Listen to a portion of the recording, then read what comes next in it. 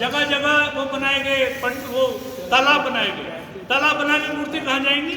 मूर्ति तालाबों में विसर्जित हो जाएंगी और मूर्तियों को बाद में उठाया गया और वो कहाँ फेंका गया होगा? हमारी धार्मिक भावनाओं से खिलवाड़े नहीं है।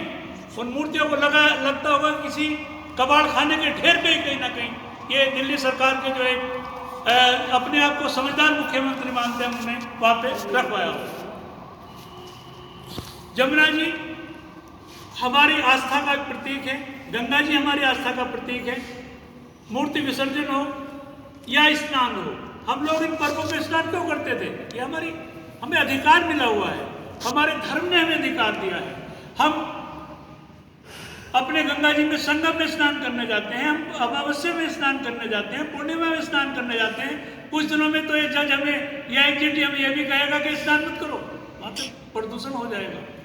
कुछ दिनों में खाने में कहेगा नहीं इसमें आग जलती है, रोटी मत बनाओ, वनों में जाओ, वहाँ पे कुछ अपना तंदूर से करके और वो रोड पहले जैसे खाल वाल उसमें हमारे पूर्वज रहते थे उस तरह से ये मतलब जगह जगह प्रतिबंध, खाने पे प्रतिबंध। कुछ दिनों में कहेंगे खोए की, अभी कहते हैं खोए की मिठाई मत खाओ, चॉकलेट खाओ। वो हर उस चीज को कहते हैं जो क्रिश्चियन है या और कोई है उस पद्धति से आते हो। हिंदुत्व के भावनाओं को ठेस पहुंचाई जा रही है। इनकी सिर्फ एक ही हिंदू महासभा, हम लोगों ने निर्णय लिया है कि हम जमकर पटाखे छोड़ेंगे। हिंदू महासभा पटाखों का वितरण भी करेगी। हिंदू महासभा जगह जगह दीपावली पर्व मनवाएगी और दीपावली के लिए पटाखे छुड़वाएगी और जो इसका विरोध करेगा उससे सब निपटने के लिए भी हिंदू महासभा इसके लिए सक्षम होगी।